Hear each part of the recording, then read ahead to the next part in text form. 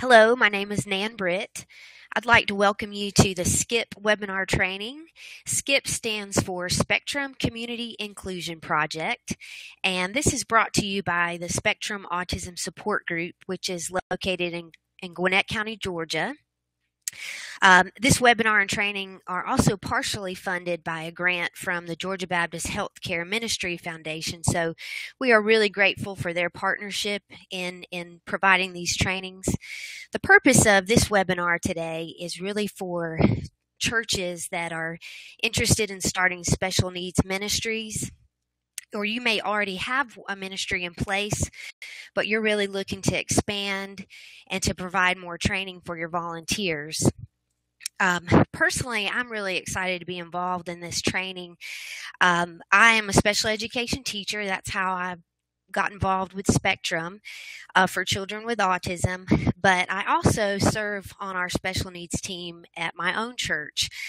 And I am married to a pastor, and so I feel like I do have a little bit of an understanding of both worlds in working with families of children with special needs, but also the difficulty that it does take in planning a ministry and in recruiting volunteers, and I am there serving on Sunday mornings just like many of you, and so I kind of understand the big picture and how difficult that can be, and it's very rewarding as well, but I do understand the prep and organization that is involved there. So I want to thank you for joining us today. We really hope that we can provide you with some practical and helpful tools to use with children with autism that may come into your ministry.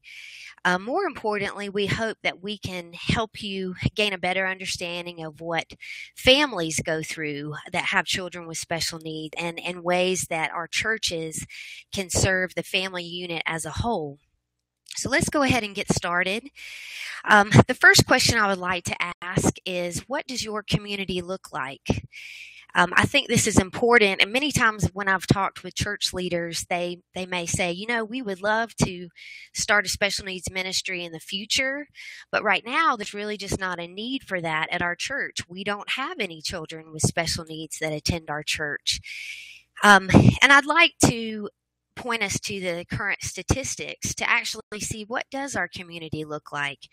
And the CDC tells us that really 1 in 6 children have some type of developmental delay or developmental disability. So I think we are quickly reminded that there actually is a need. Unless your children's ministry is very, very small, we can already assume that there are children that are in your church that are attending that you may not be aware of, that do have some type of diagnosis or developmental delay, and definitely families in your community very close to your church that are walking through this. Developmental disabilities might range from mild, such as a speech language delay, or to more severe, such as an intellectual disability. And as a reminder, developmental disabilities are a group of conditions that may be due to a physical impairment, a learning impairment, maybe a language delay, or a behavioral emotional impairment. And so as we're thinking about this question, what does my community look like? This image really gives us a great picture of a group of people that may be in our church or that may be outside the walls of our church. We're reminded as we look at this picture that there are families that have intellectual disabilities. They may have genetic disorders that they're dealing with. I think it's important as we talk about children with special needs, but to also keep in mind that parents are walking through this, and you never know the type of news that a family has just been given at a doctor's office, or maybe throughout a mother's pregnancy. They may have had some genetic testing done. They may have just been told the news that they are going to have a child with Down syndrome. And as a church, to be aware of these things and to be sensitive to that kind of news is really important and is very close to the heart of God, of being there for families and being a source of encouragement, really when they need it the most in their life. We're reminded as we look at this picture that there are families that have received the news and that diagnosis of an autism spectrum disorder. We know many adults as well as children that struggle with ADHD and various learning disabilities. We're reminded that we families deal with various physical disabilities as well as different disorders such as seizure disorders.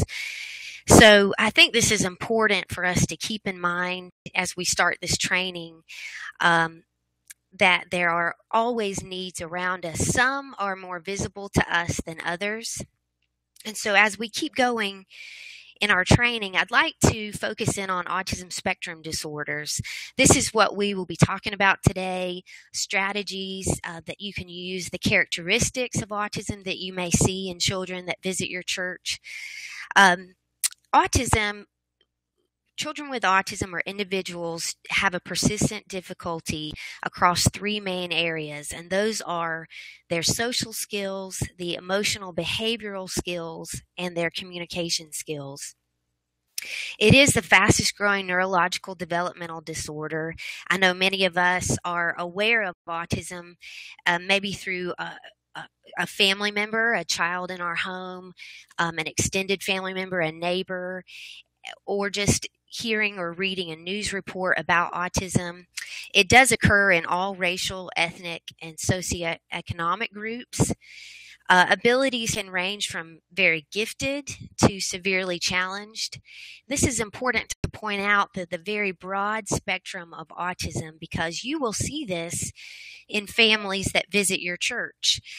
This may be a child that you meet that is nonverbal. He does not have verbal language. He may communicate through the use of sign language or using pictures or taking you by the hand to show you and lead you to what he wants. You may also meet a child that comes in your ministry that has a very high IQ. You may just have a fascinating conversation with this child. He can tell you so many interesting facts. He may struggle a little bit with us talking to children his own age, but do really well with speaking to adults.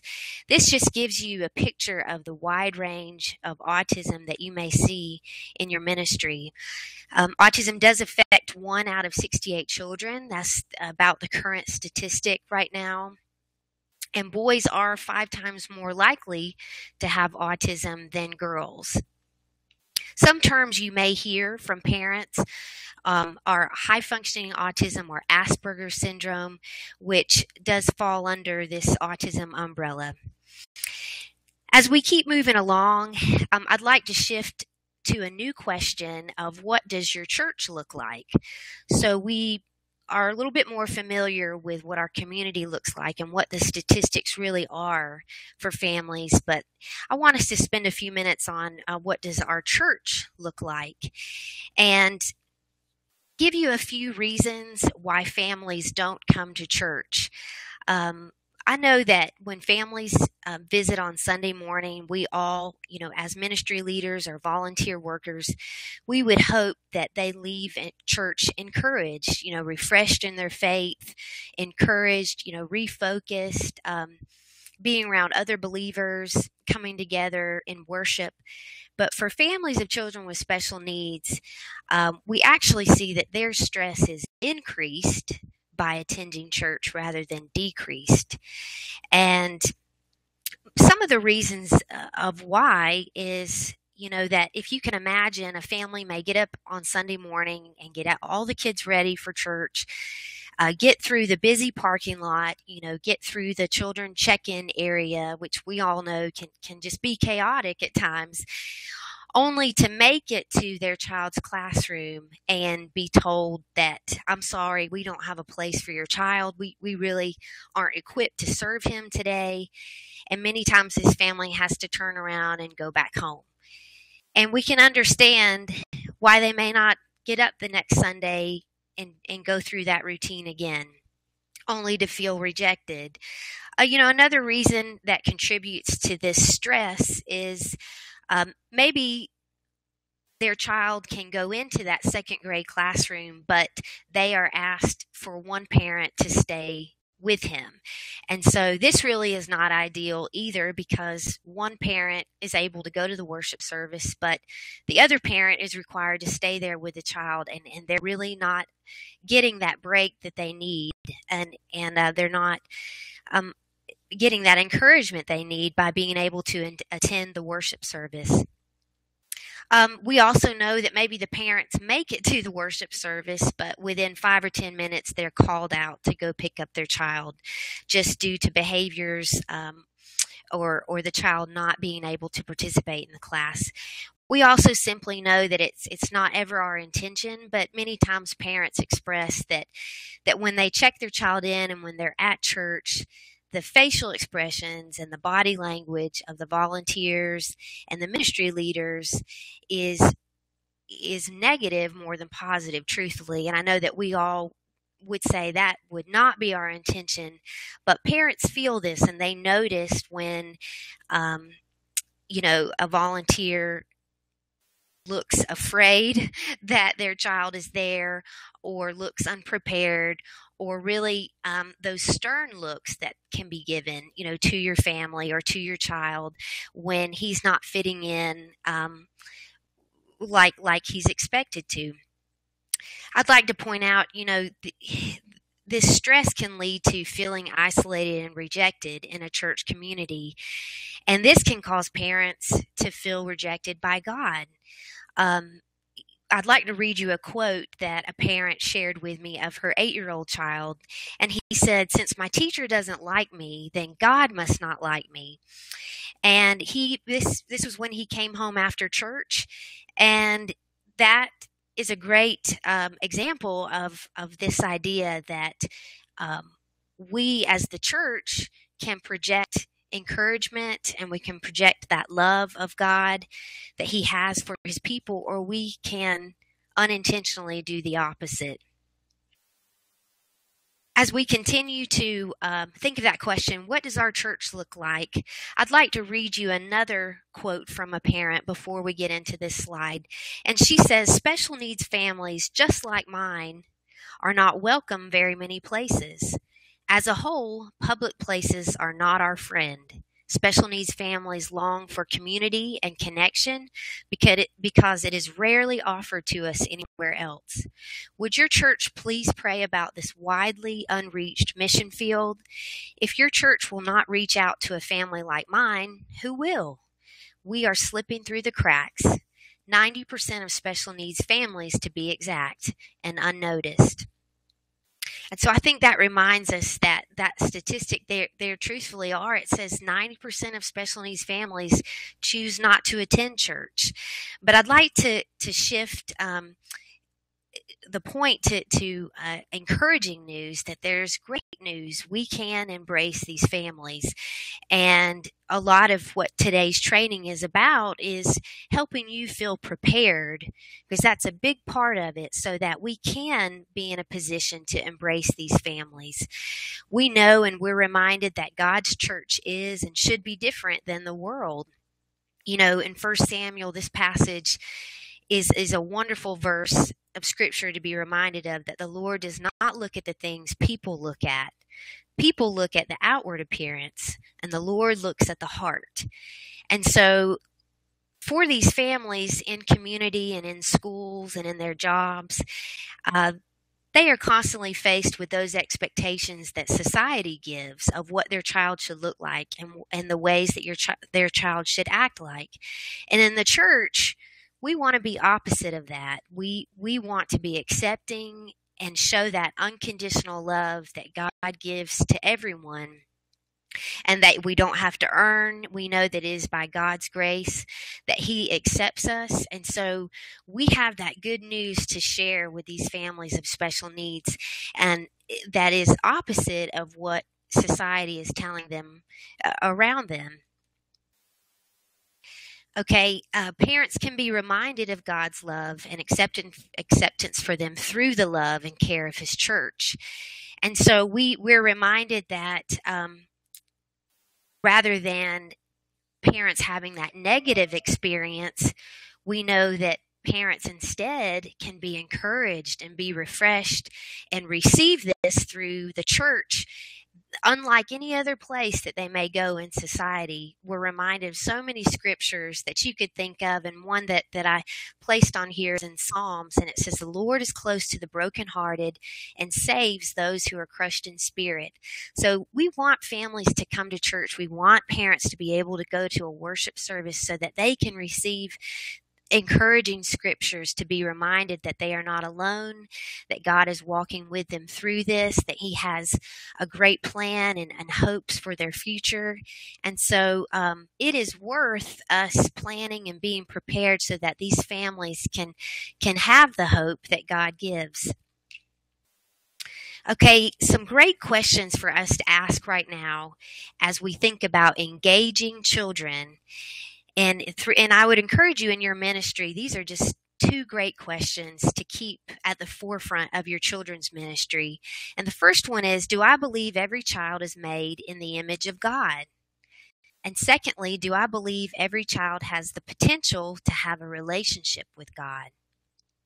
And those are two very important questions that I would encourage you to ask all of your volunteers for it to help shape and focus the activities that you do, and really even a great gauge as to what success, looks like in your children's ministry.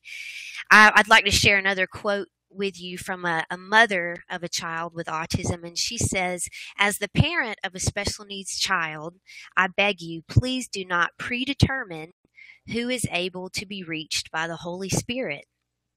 And that is such a great quote, a great reminder that we really are not in charge. We are not in control, and God honors our preparation to prepare each Sunday to teach His Word to young children or middle school students or high school students. And then we really can have the freedom to believe that God is in control and that He does work in every child's life in many different ways. And so I'd like to encourage you to keep these questions in mind even as we go through the rest of this presentation. Moving forward, getting started with a special needs ministry, or if you already have one in place but you're looking to expand it, we're reminded that it is a challenge. It's why many churches have not started doing this sooner. It can be unpredictable, it can be inconsistent, it can make us feel uncomfortable at times. But again, going back to those two core questions, if we believe that every child is made in the image of God and that they do have the potential to have a relationship with God, regardless of what that looks like, if it fits in with what we're used to, it's important to change our perspective moving forward.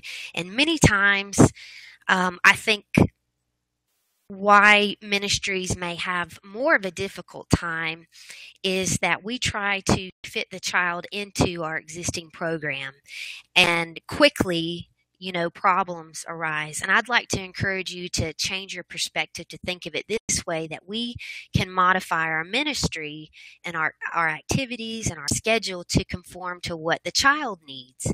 And so any child that comes in, you have that perspective in mind and that flexibility already in place to conform to what the child needs. I'd like to tell you another quote from a mom that she says, "What I found out was just how conditional love can be. Sure, people loved my family as long as we fit into their idea of what lovable looks like. But my son at that age just didn't, and so they didn't love us, and they seemed appalled that we should expect otherwise." And wow, this really helps us remember and really think through what we do every Sunday morning.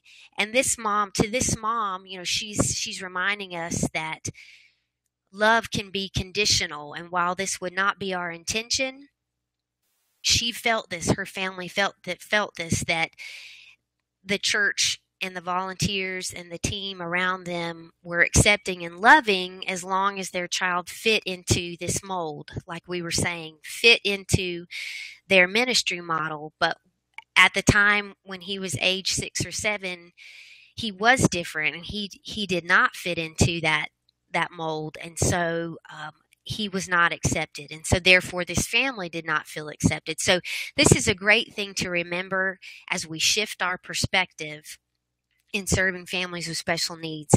So getting started, I can't emphasize enough to start with prayer. Again, like we just mentioned, God is in control, and we cannot do this on our own strength. We can do our part by being prepared and learning as much as we can. But I would encourage you with your team to pray about this and pray for willingness, for willing hearts to be sensitive to the families that are living in your community. You may confess as a ministry that you have been unaware of all of these needs that were around you, and that God would, moving forward, He would open your eyes and open your church to the needs that really are there, that maybe you unintentionally overlooked. I would encourage you to pray for the volunteers that God will bring, and to pray for the families that God will bring into your church, because every church is unique, and it will look different for every church. And then to just continually pray for those creative ideas, for the flexibility, for the patience, for the problem-solving skills, and for God's strength to go before you in connecting with these special children. Other ways to get started, you have that core team of people who are passionate. I think there's always some volunteers that stand out in a children's ministry that may already be serving, that really have a heart for children with special needs. And I would start with them. I would invite them to be a part of your team. You may also want to put something in your bulletin or the way that your church communicates to the members through email, whatever it may be, to just let them know that you're starting a special needs ministry, and you'd love to invite them to attend a meeting, an interest meeting, to see what it's all about. That's a great way to get the word out, and you probably can pick up a couple of volunteers that way, someone that's in your church already that strikes an interest in them. And then I would encourage you to determine the needs that are already in your church. This will help you know where to start. For example, if you have a few children in your preschool ministry that you know have an autism diagnosis, it's a pretty new diagnosis, that lets you know where you need to start. Or if you actually have some teenagers in your church with very special needs and some with autism, that gives you an idea of where to start your efforts. You may have young adults in your church with special needs that come, and you may notice they sit with their families but aren't always able to make it through the worship service. That helps you know that's a great place to start. So just use God wants us to look within our church family and to address those needs and to reach out to those families with loving arms first. And that really helps guide us as to who is already in our church, as well as to who God will bring that lives in your community. Getting started, another way, this moves us to the structure of your special needs ministry. There are really two highly recommended ways of serving children with special needs. There's a buddy system, and what this really is where you assign a volunteer to pair up with a child with special needs. This child goes into the regular children's environment, to the first grade class or the fourth grade class or the preschool 4-year-old class, and they have an assigned volunteer that is waiting for them, is on the schedule. They know that is their job, to be their buddy. And this volunteer basically stays with this child and assists and helps them get along with other kids, maybe practice some of those skills that they're working on with sharing and taking turns. They help them with the activity. They look for those warning signs so that they're able to take that child for a walk. if they see that maybe the noise is getting too loud. And this is a great system because it does allow a child to be with other typical peers, to enjoy those environments, but it it sets them up to be successful because they have someone there that is that knows what they need and can provide that faster than what maybe the regular teacher can give. The other method that we recommend is a separate classroom space. If you have room in your church for this, it's I encourage you to set this up. It offers a quiet space away from the kids' classes that may serve some children better. This is also a great uh, environment for teenagers or young adults that come to their church that may not have a place to go on Sunday morning. Sometimes there's not a class offered for high school students, or college age individuals or young adults, and they really don't have a place to go. This can become a great spot for them to come and hang out, relax, meet some other friends that they are their age, and to just have their own time on Sunday mornings. Okay, as you form your team, you recruit those volunteers, you provide a meeting or training such as like this one today to give expectations and purpose. And you also want to just think about ways to label your volunteers for your church, as well as the families that you will be serving. It could be a t-shirt, it could be as simple as a name tag, and it could be a lanyard like this one pictured. This is just an easy way on Sunday mornings to help your children's ministry know if you have a buddy in the classroom, they have a lanyard on, and the teacher of the classroom quickly knows what that adult is there for. And families with special needs, they find that very encouraging to see various adults or volunteers around the church with lanyards on, knowing that the purpose of those volunteers is to serve their children. It also truthfully creates a lot of camaraderie and excitement around your church because other people will stop and ask, hey, what is the support team? And it's a great way to get the word out that your church is serving families with special needs, because a lot of times other people in your church are not aware of that. And I've found at our church that has caused many people to then invite their neighbor or let a family member know, hey, we have a ministry at our church for children with special needs. I'd love to invite you to come. And so it really gets the word out when you start to have those visuals out for your church. As we keep moving forward, again, just some of these ways we can be prepared.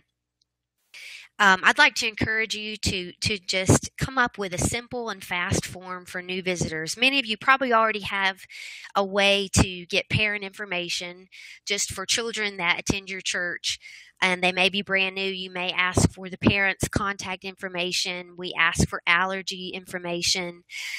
And really, when families attend your church and they're brand new and they have a child with autism, we at the time that they check in, we really only need to know a few important questions for that first morning.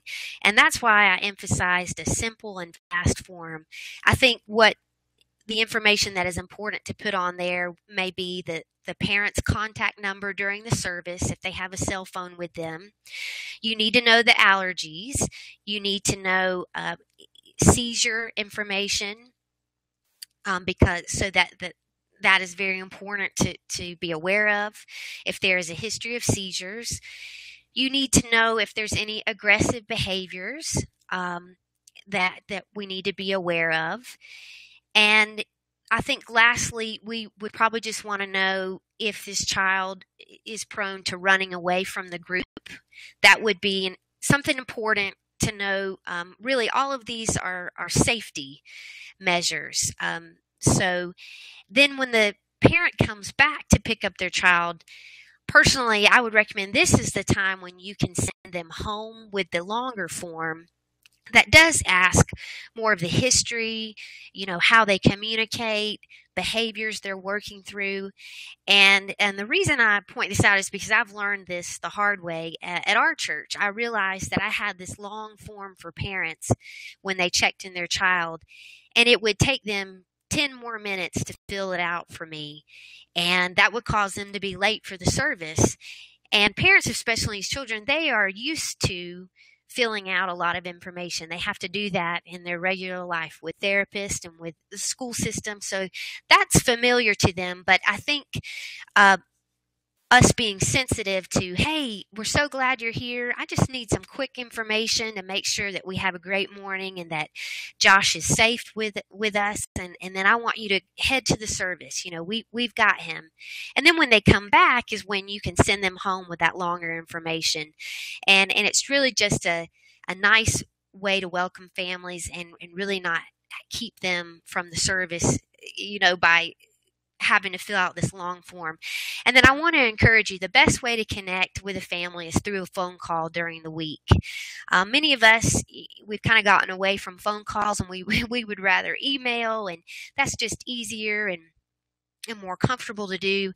But if you have a family visit with a child with autism, or if you already know a family in your church, and you're really trying to connect with them and begin that relationship so that you can serve their child in the best way, you really need to make that phone call during the week. It gives you that time to talk with the parent away from Sunday when we know everybody is busy and we're trying to pack up and clean up the rooms. But you will find out so much information that will be so helpful during your Sunday morning activities.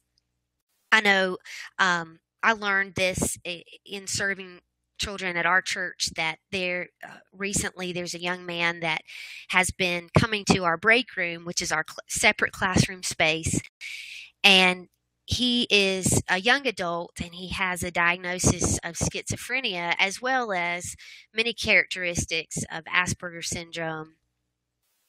And we asked our quick questions that morning that he visited, and we were excited they were there, and he was in the perfect spot coming to our separate classroom space that we call the break room. But you better believe I needed to make that phone call during the week to that mom, because we were dealing with more mental health issues as well as some of those characteristics of autism. And so in order to know that he would be safe and that our volunteers would be safe and to provide the most comfortable environment possible, I needed to get a lot of background information and to ask that mom a lot of specific questions. And so because of that phone call, we learned a lot of things that this young man enjoyed, and so we were able to incorporate that into our break room. We learned certain cues to listen for.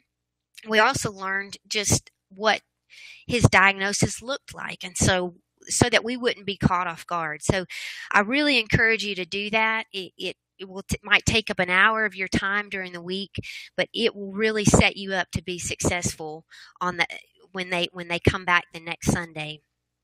Okay, so after we have kind of talked through these last few slides of being prepared, just having things in place, that preparation part, now what that allows us to do is to be flexible. We can embrace the families that God brings and serve their individual situations.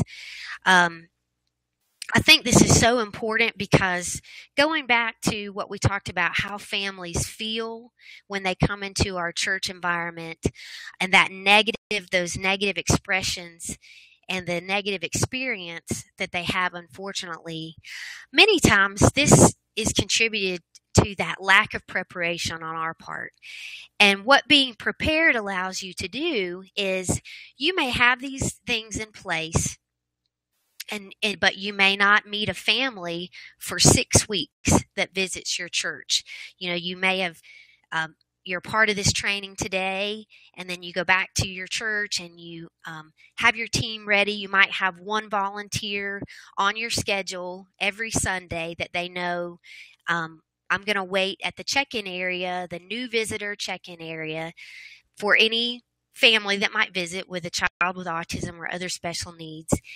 And truthfully, you might go for a period of time and not have anyone visit your church.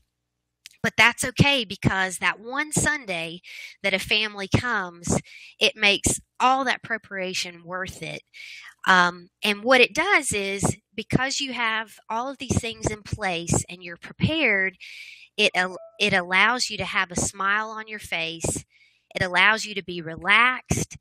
And parents pick up on that body language and those facial expressions. And I promise you, they will have such a wonderful experience at your church. They will be surprised and shocked at how organized you are, at how prepared you are. It will go smoothly because you've taken the time to be prepared. And again, what I'd like to point out is being prepared is what affects us on that Sunday morning. And rather than feeling rushed and stressed, and we have that look of horror on our face unintentionally that parents pick up on, now it allows you to have a smile on your face, to be relaxed, to be able to talk to the parent, have a conversation, because you have all of these wonderful things in place. So it is worth taking that time of putting these things in place so that when that day comes, you're ready and you have a system in place. So I'd like to give you, these next few minutes, I'd like to give you a few autism strategies that you could use on Sunday morning. And I keep saying Sunday morning because that is what this training is geared towards. But of course, you can implement these on a Wednesday night activity or vacation Bible school or a special children's event that you have. But we know on Sunday morning, this is the most likely time that a family with special needs may choose to visit your church. This is when they may come through your doors. And so we want to be prepared. We can expect from children with autism that they have a great difficulty with change. It's really hard for them to generalize skills to new places. And so waking up on a Sunday morning is going to be really stressful for them, especially if they've never come to your church before. This is a brand new experience for them. We can expect that not knowing how to handle stress is what leads to behaviors that we see in children. And so we also know there's a sensitivity to sensory output that children with autism have. And so again, coming into a new environment that's loud and chaotic, we may have brightly colored carpet in our children's environments that just seem exciting and cool to everybody else, but really can be highly stressful to children with autism. So they're taking all of this in on a Sunday morning when they come into our classes. I'd like to encourage you a simple way that you can have that you can use to help reduce this anxiety is by providing a schedule. This does not have to be anything fancy, especially if a child is brand new and they're visiting. You didn't have time necessarily to prepare a schedule. But many children who are verbal with autism have very high IQs, and they are great readers. So this may be as simple as pulling out a sheet of paper in that second grade classroom, if that child has a buddy, and writing down the schedule for the morning and taking that schedule with you to the activity spots and having the child check off the activity. I'm going to encourage you not to put a time on your schedule. We know in children's ministry, you might intend to start the music at 9:30, but it might be 9:40. It's rare that we can hit everything at the exact time. And so children with autism will have a lot of anxiety and stress about that. So just mark on your schedule what comes first, second, third, fourth. And this is going to be a huge deal in helping make that morning more successful. Schedules help kids know start to finish. Truthfully, kids with autism don't know if they are going to be in that class for 8 hours. It's really hard for them to understand that concept of time, especially if it's their first time being there. They don't know when mom and dad are coming back to get them. So this schedule, right off the bat, reduces this anxiety. They will know what is expected. It helps them know that a motivating activity may be coming right after an unpreferred activity. They may not enjoy the art activity. Might not be their thing. But if they know that a snack is coming next, you that will really help you be able to get them to participate more and really reduce some of those behaviors that might happen. It helps them move quickly through activities, and it helps them avoid that free time as well as the teacher or the buddy. And so I'd like to encourage you. That's a huge autism strategy and it's easy to help make that morning go much more smoothly. Ideas for your classroom space. So again, going back to the two methods, we've got the buddy system. A child checks in, and you have a volunteer waiting and ready that you can use to pair up with the child. You also have the classroom space available. A good way for a brand new family to ask them is just to explain the two options that you have. And you may say, where do you feel Josh would feel more comfortable? Or at school, what kind of environment is he in? So I think that's always a good way to phrase it for families is, where do you think he would feel most comfortable this morning? I know it's brand new and we just want to serve him and give him a great experience. And a lot of times parents will be honest and they will say, well, he really loves other children. I think he'd love to go into the second grade class. And that's when you would send a buddy with this child. Some parents will be honest and they'll say, all of this is so loud and he is already just having a difficult time. Let's try your separate classroom space this morning. You may want to come up with a name for your classroom. At our church, we use the name the break room because we do have some older teenagers that come in there, and we did not want them to feel like that we were babysitting them or that it was childish, or even to use the word special needs in our title. And so we call it the break room. And that's worked out really well for us because that truthfully is what it is. It allows some kids to pass through to get the break that they need, and other kids come in there and hang out for the whole time. So in your separate classroom space, you just want to already have board games, checkers, a variety of activities in there on your shelves. Legos, small cars. You may want to have some beanbag chairs. Just make it a welcoming environment. It's nice to always provide a snack. Of course, you got to be mindful of allergies that a lot of children with autism do have, and they are on special diets. Of course, this is easy to find out, and there are a lot of gluten-free snacks that can be offered, but always get that information from the parent. But food does help pass the time. It helps give you something to use as a reward. Many children do enjoy that activity, and it provides a nice break in your morning. And then in this room, you may want to have a simple activity or a Bible lesson planned. You may not get to that lesson or activity, especially if you have some brand new children joining you in that room, and that's okay, but it will be there in case you do need to incorporate that into your schedule on that first day. I would recommend staying away from iPads, computers, phones, devices in both environments. Truthfully, many times, children in general, but especially children with autism or Asperger's syndrome, if you pull out an iPad to incorporate a Bible story with that, which would be really cool to use, but a lot of times children will get fixated on their specific interest, and it may even cause some behaviors to arise because they want to use it for the reason that they want to use it for, or when it comes time to finish, you may have some difficulty taking it away from them. We have found that to be true at our church, and I've heard other leaders share the same experience as well. And so I would just encourage you to stay away from devices in general. Moving forward, we can expect from children with autism that they oftentimes do have intense or unusual interest.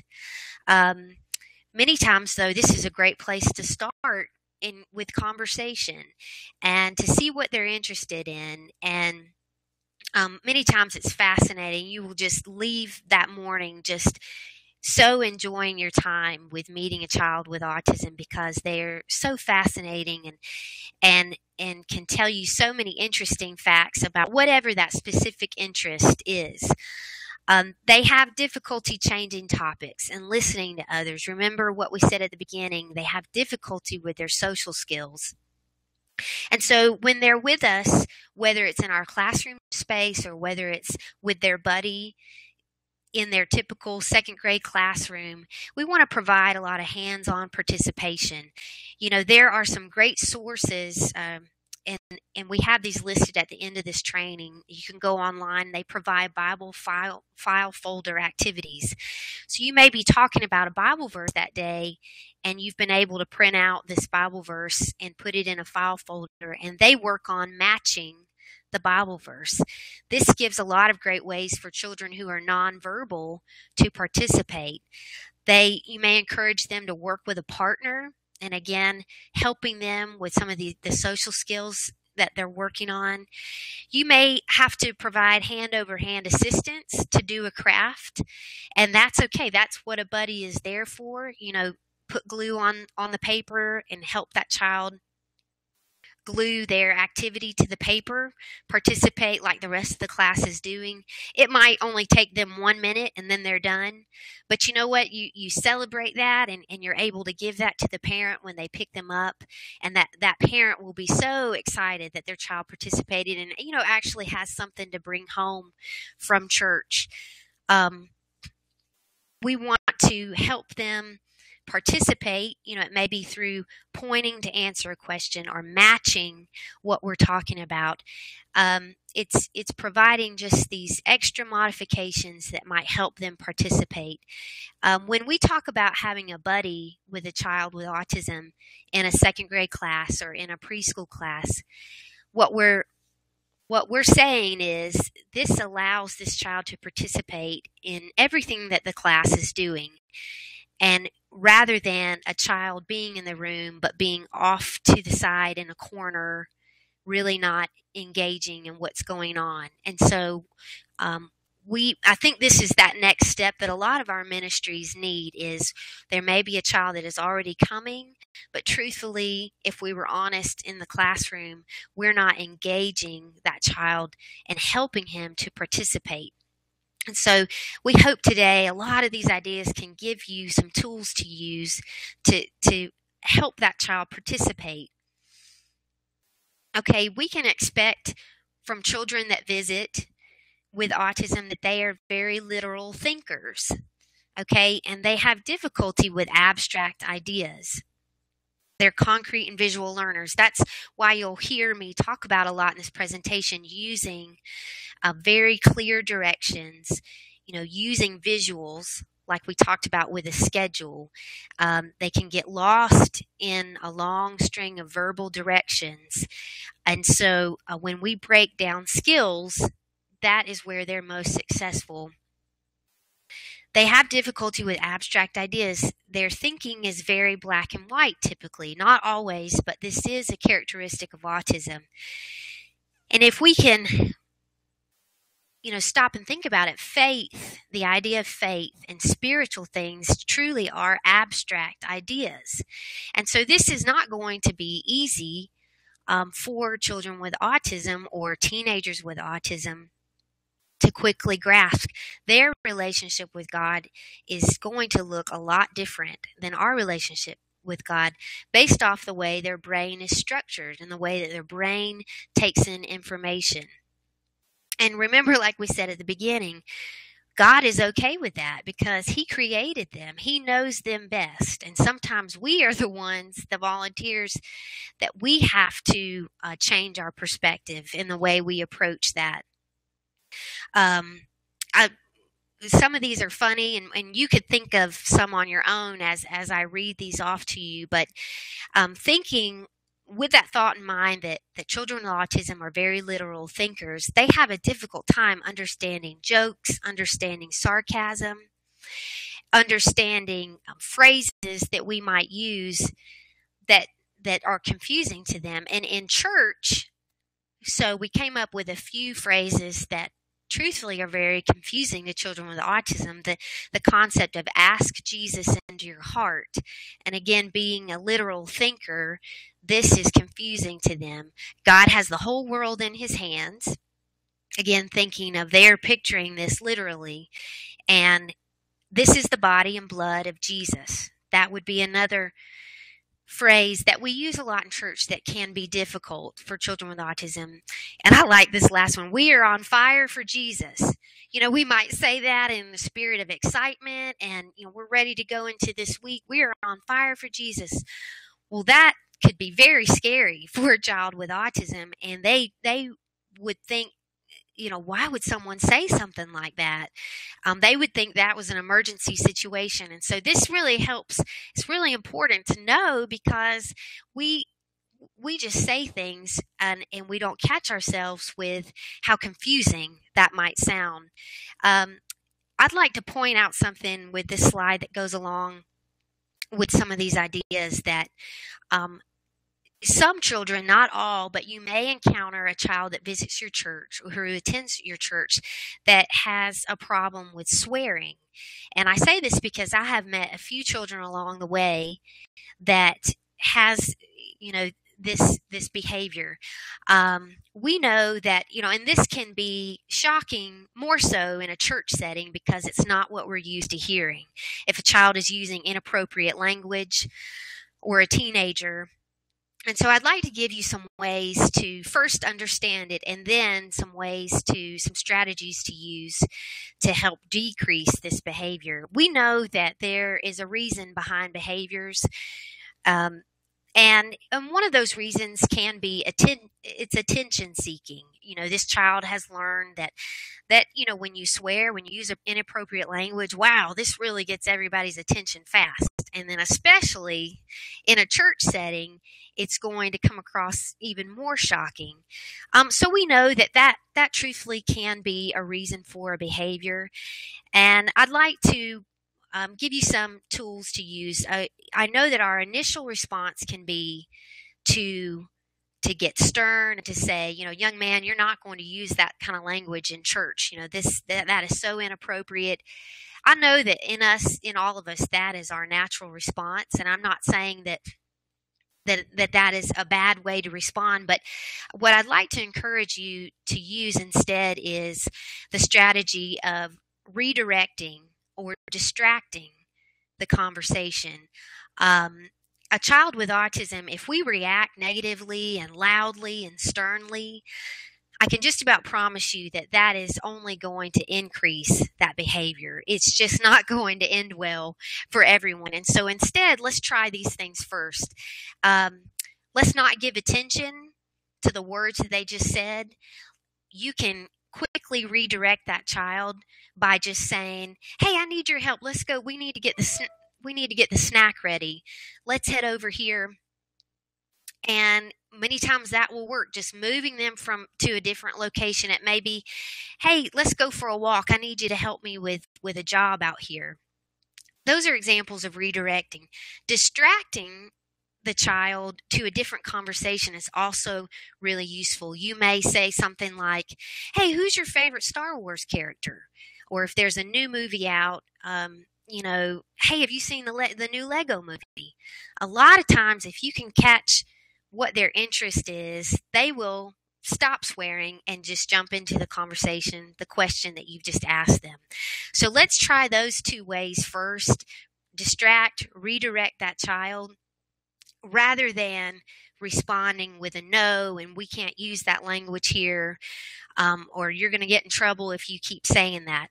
So another reason, though, so we pointed out it can be attention seeking, but another reason I want to point out to you that is specific to autism is that it may be a coping strategy. And it's important for us to know to look beyond the language or whatever just came out of this child's mouth, and to realize it may be a coping strategy. A lot of children, when they get in new situations, You might see them rock back and forth. They may flap their hands.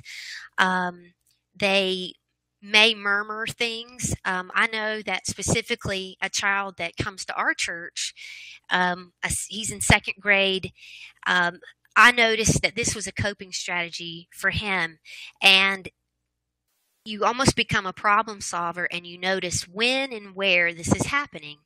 And he and I would be in a conversation in the second grade classroom working on an activity while the rest of the group was out at the large group doing music. Every time the group would come back into the classroom, he would start swearing. He would pace the room and he would swear. He would use inappropriate language. And so this was an important time for me to recognize when and where this was happening. And so we were able to easily make some changes for him to not be put in those situations. It was how he was coping with that stress of the room just went from very quiet and calm to all of these kids coming back in and really being just having that sensory overload. So I want to point that out to you because at church it can be shocking to us, and it can be offensive when we may hear inappropriate language. But let's try some of these tools first of redirecting, distracting, being a problem solver, noticing when and where it happens before we jump to being stern and giving those negative consequences. Now, I know there are children that this may not work for, and you can always just quickly exit him from the room in a positive way, not in a way that he feels like he's in trouble, but hey, let's go for a walk. Let's go get a drink of water. Let's go grab a snack. And at least that removes him from the rest of the group where the rest of the children aren't, listening to this happen. If the child won't leave the room, then you can easily just have the teacher of the classroom exit the other children in just an easy, flexible way of the teacher may say, hey, everybody, we're going to go take a bathroom break. And that gets the rest of the class out of the room so that they're not having to observe the swearing or the inappropriate language that's going on. So I want to make one more point because this is also very important that you might encounter at church. And it goes along with this slide of the literal thinking and difficulty with abstract ideas. You may meet children or individuals who are older, young adult, college age, teenage, that may tell you that they do not believe in God, that the Bible is not real. I do not believe the Bible. And this can be upsetting to us as volunteers. Sometimes we don't know how to respond in these situations.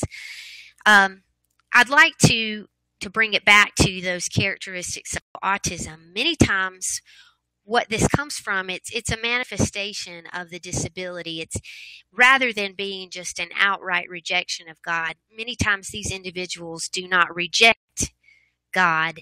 It just falls in line with their black and white thinking. And really, they have a difficult time with those abstract ideas like faith and like spiritual matters.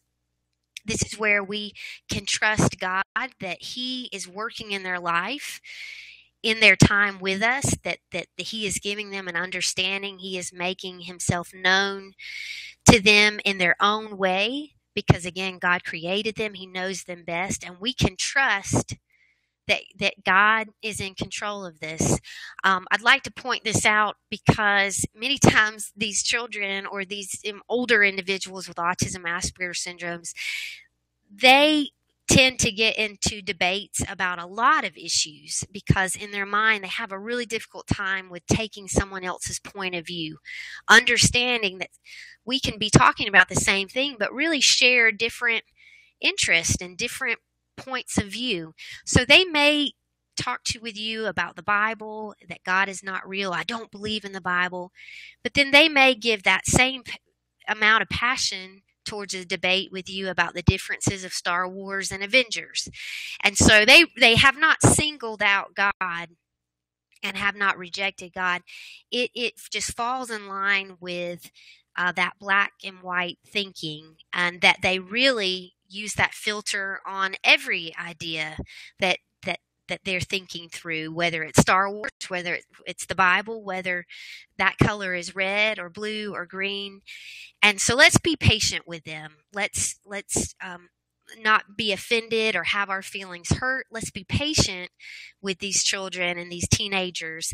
And again, just believe God is in control and He is working in them and teaching them about Himself.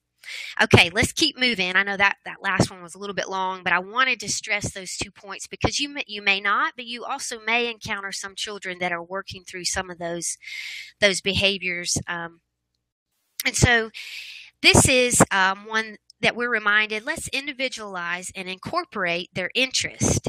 Okay, this is huge, and it's really pretty easy for us to do in our activities on Sunday mornings. And so if a parent, with that phone call you made during the week of a new visitor, and you find out that a child loves chess and or he's a teenager and he loves chess, and the right spot for him at your church is that separate classroom space, then it is so easy for us to purchase the game of chess.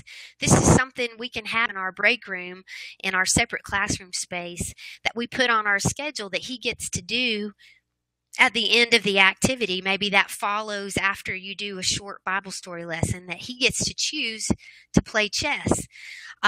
Whatever it might be, this is going to help us so much, and the parent is going to be thrilled that we took the time to get to know their child. And truthfully, it's going to give you so much to use on a Sunday morning to help you get through your schedule, because they know there's a comfortable and familiar and highly motivating activity that you've worked into their schedule.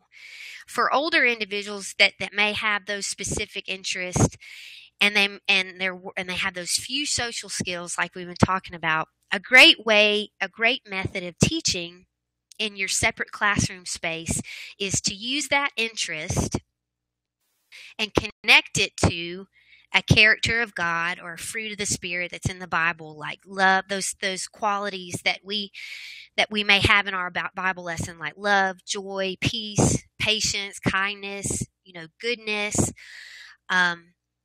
And then from there, connect it to a scripture that might be a scripture about love, a scripture about being a leader.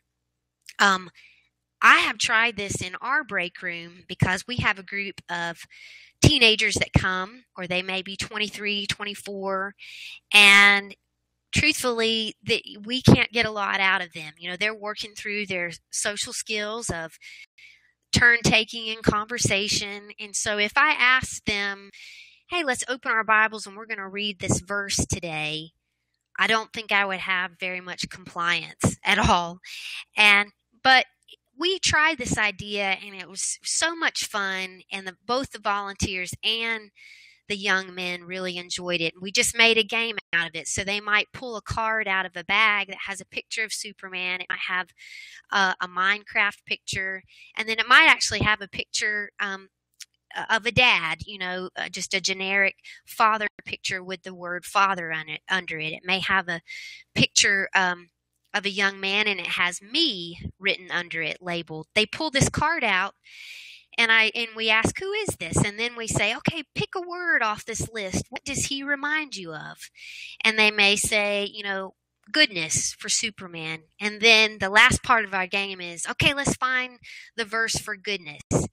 And then I say, do you want me to read it, or do you want to read it? And that's it. That's our game. But it has been awesome.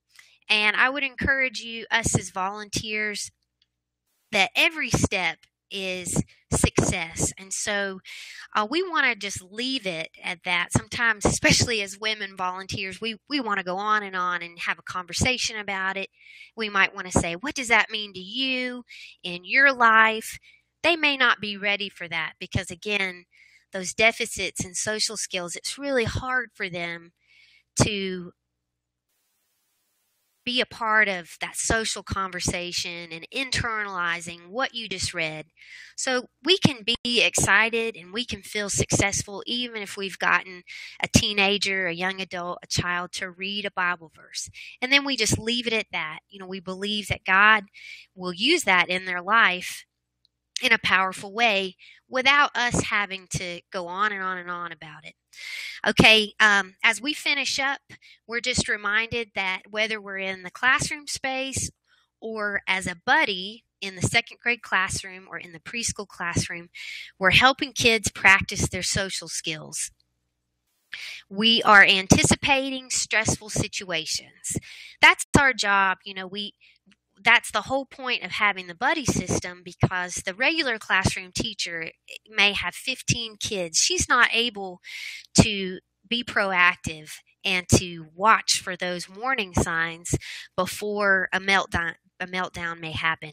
That's our job as the buddy volunteer. And so we learn, that the child may not like loud noises. We learn that the child may not be able to handle walking in a line with a group, and that's okay. He's not being given,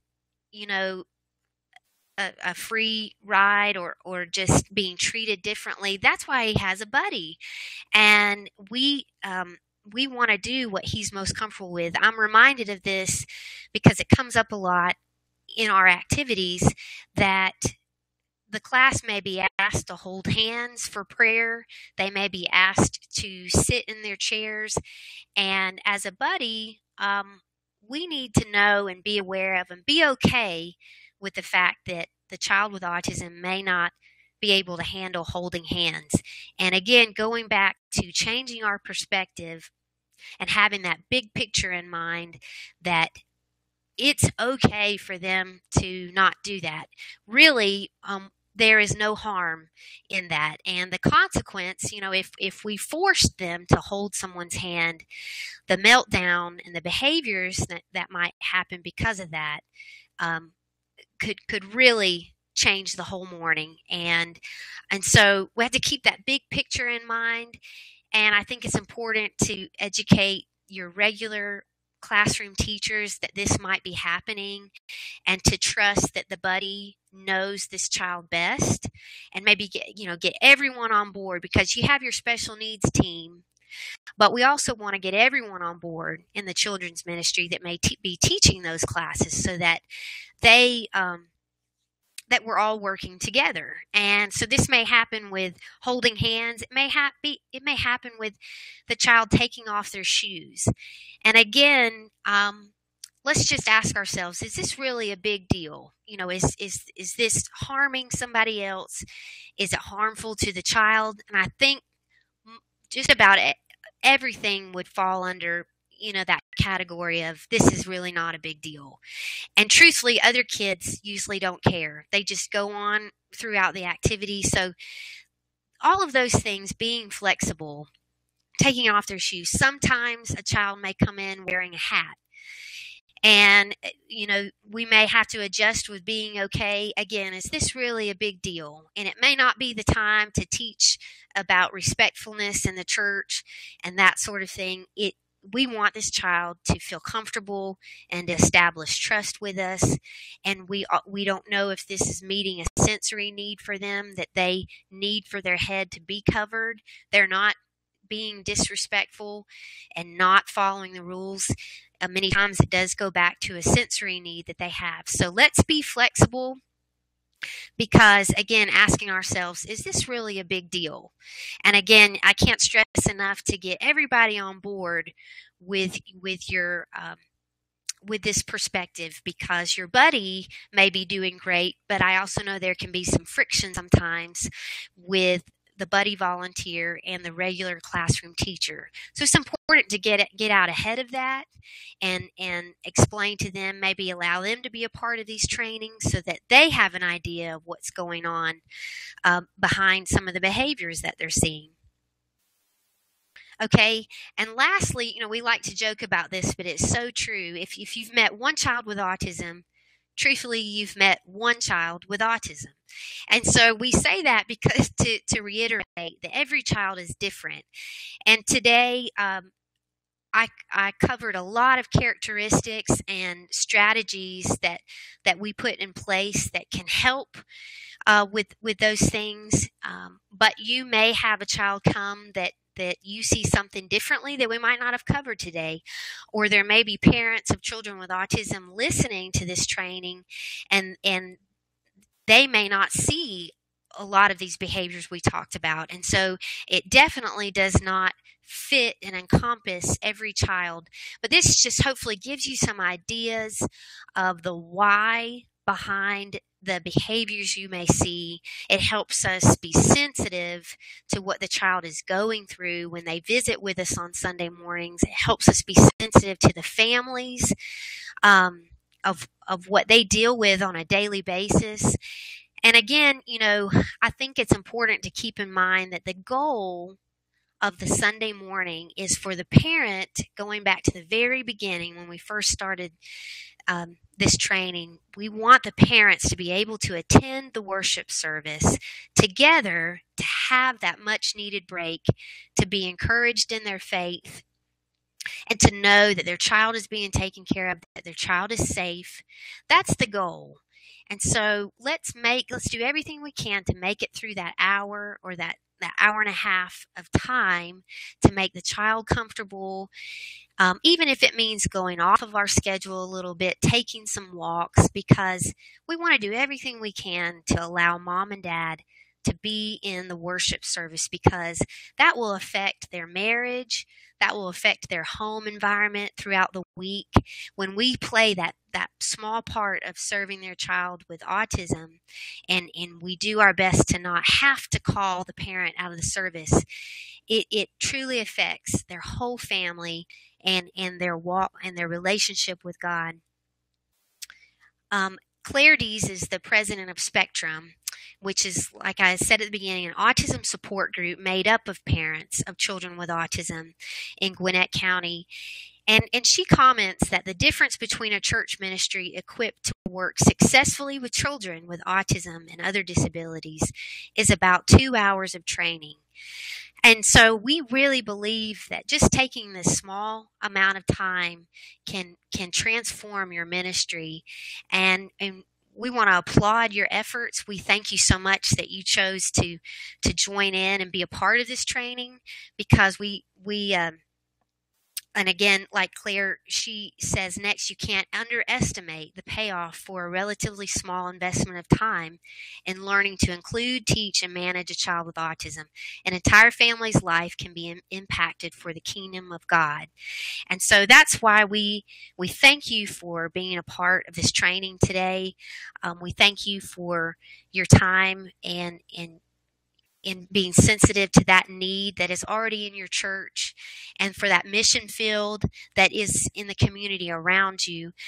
We do have our contact information.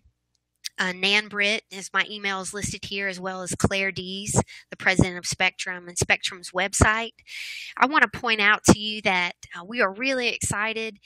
Spectrum is excited to provide more free training. We have this webinar.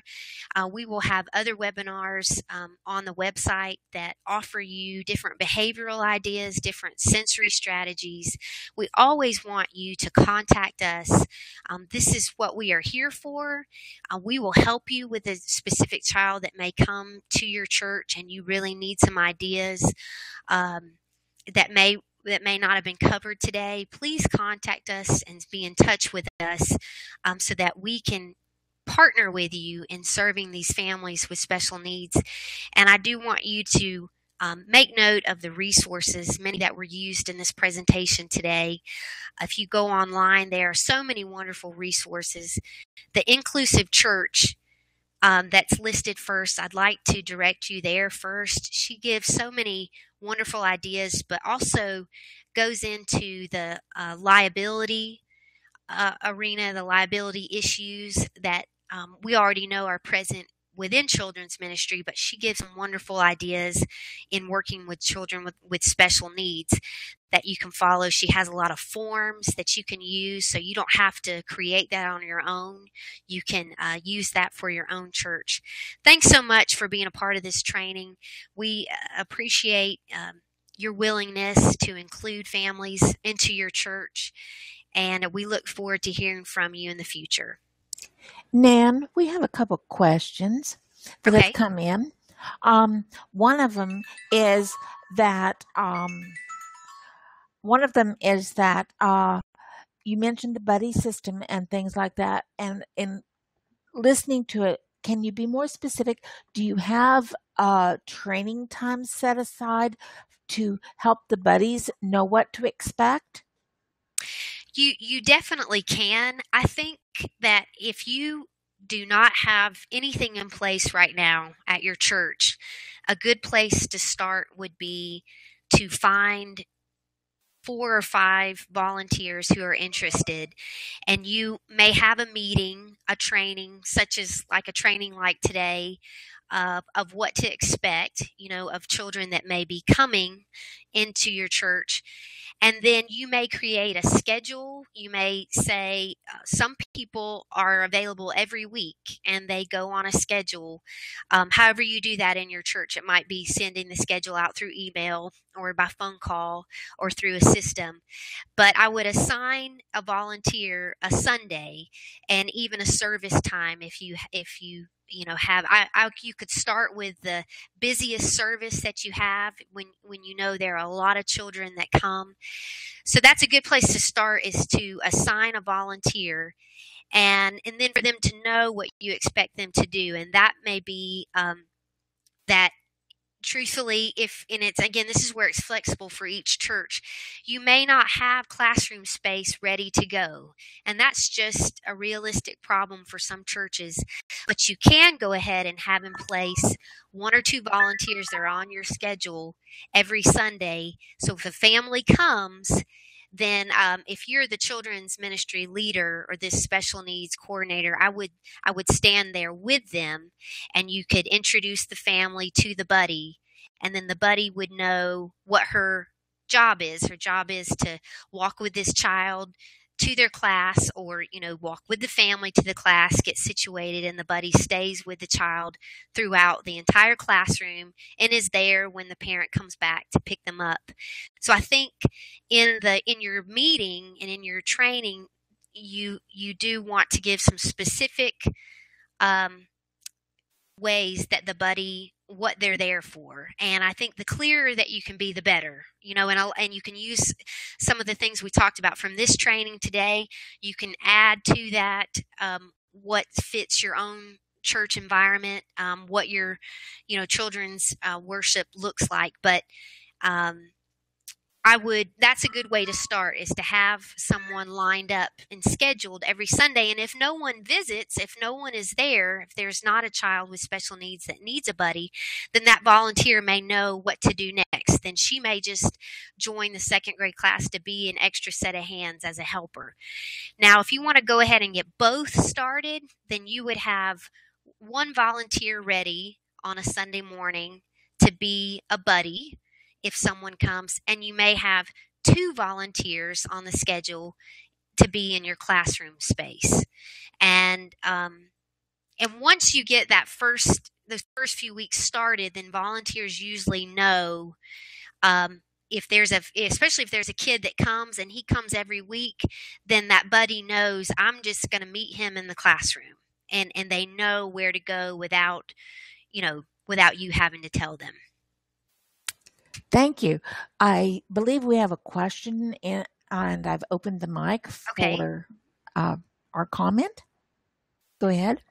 Nan, this has been fabulous. Do you have any advice as far as, it sounds like getting a core group of volunteers trained and working is a good start. But then how do you get like the whole church on board? Because the reality is, if you've got a core group of people who are trained to help that family feel welcome and stuff, but there are still people in the congregation who really don't understand and treat children, parents like that just child needs to be disciplined, then you're still going to alienate that family. That's a great question, because I do think that's where a lot of churches are, and we do know we can do our best to have our special needs ministry in place, but we do know that before the before the families ever make it to us inside the building, there are greeters at the door, there are parking lot people, sometimes there are people standing at the children's check-in areas, and you're right, all of those interactions matter to families, and whether they can receive a positive um, response that they're here. We're so glad you're here. Let me show you where you need to go. Or the opposite can happen. They can receive those negative looks, and no matter how much time we've put into preparing. So it's a great question, and I think I would just encourage the special needs ministry or the children's director to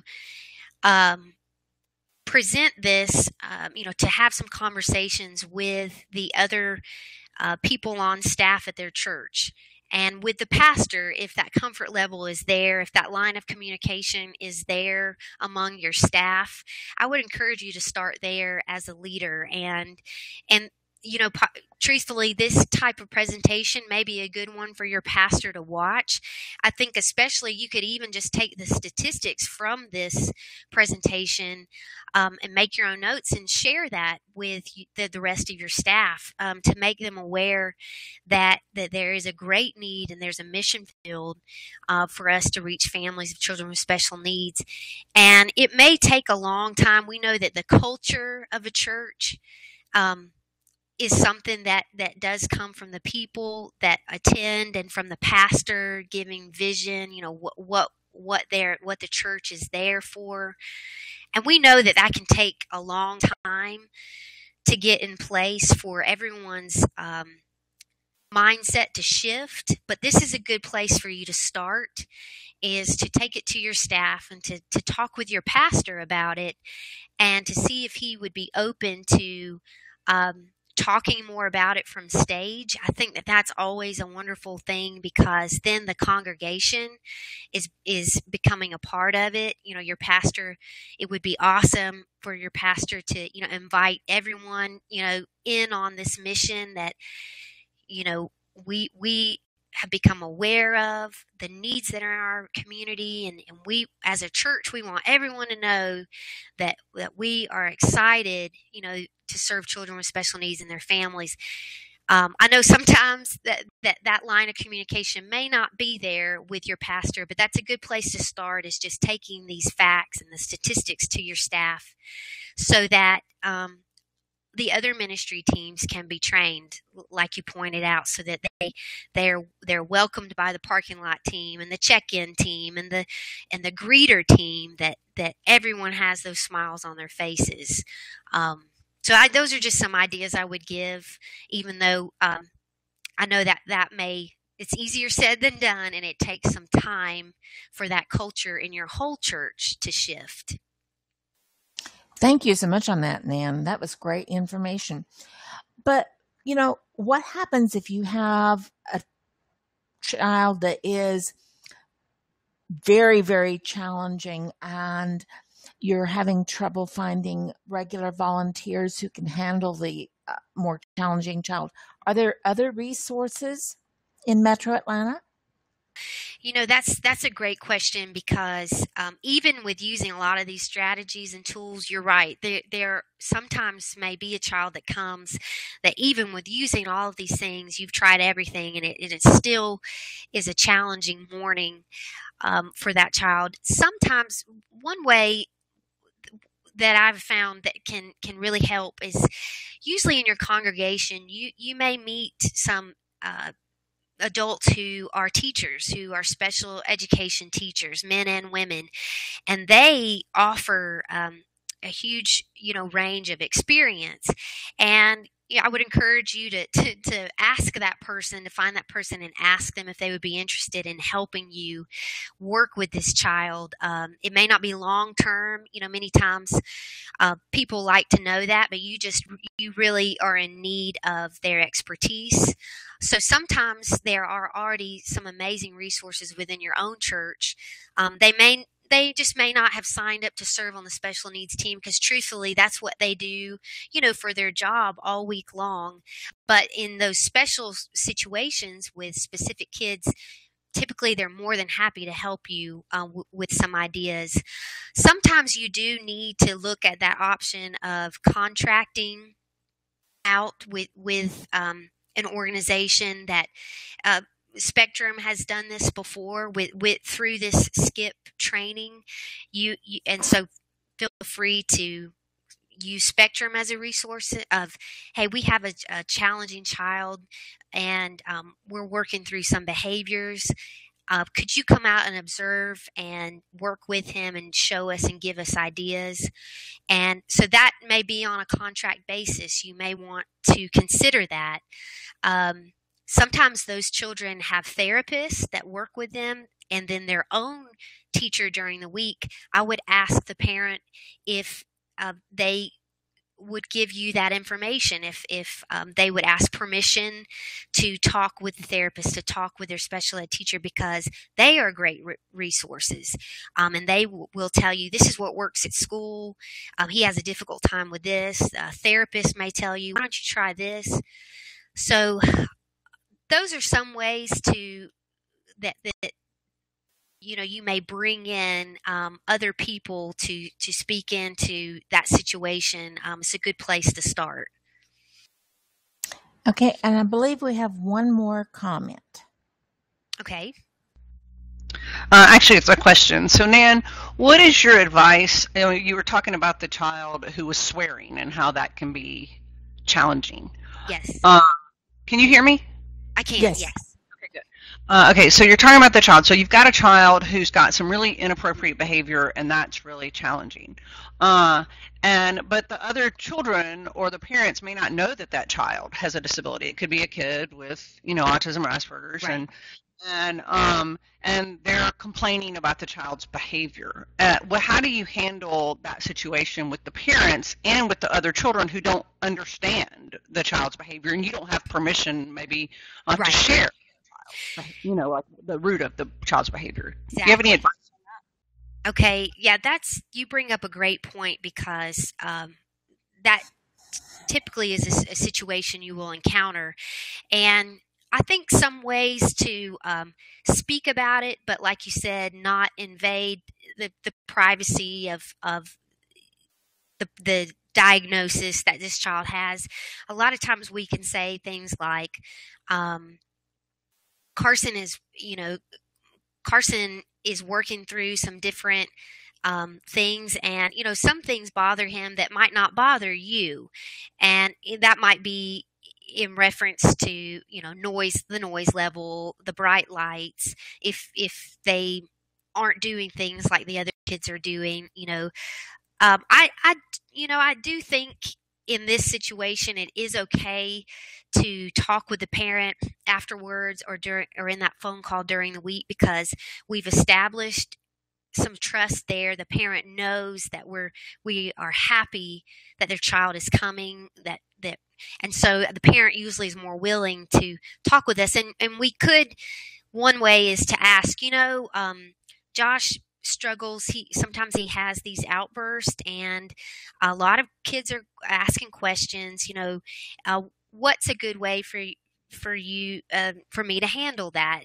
Do you, in other situations, have you ever mentioned, that the diagnosis, or because some parents are very forthright, they're proud, they like to give you information, and I love that, that they are okay with others knowing this is why he does this.